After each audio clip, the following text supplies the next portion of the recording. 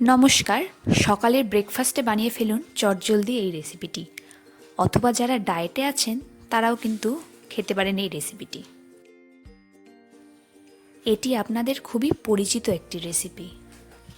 প্রথমে আমি এখানে কিছুটা গ্রেট করে রাখা গাজর, পেঁয়াজ কুচি, লঙ্কা কুচি এবং একটা ডিম নিয়ে নিয়েছি।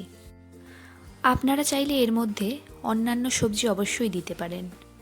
আর এই খাবারটি বাচ্চা থেকে বড় সকলের জন্য খুবই স্বাস্থ্যকর।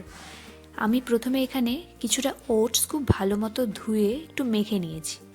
তারপরে এর মধ্যে পরিমাণ মতো নুন, হলুদ গুঁড়ো, ডিম এবং গ্রেট করে রাখা গাজর, পেঁয়াজ কুচি আর লঙ্কা কুচিগুলো ধীরে ধীরে দিয়ে দিয়েছি।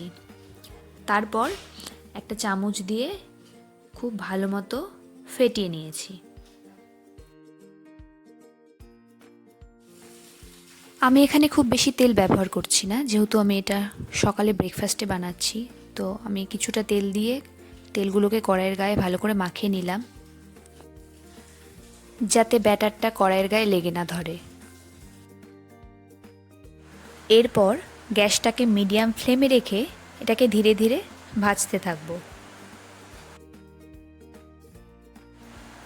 একটা দিক ভালো করে ভাজা হয়ে এলে অন্য দিকটাও উল্টে ভালোভাবে ভেজে নেব।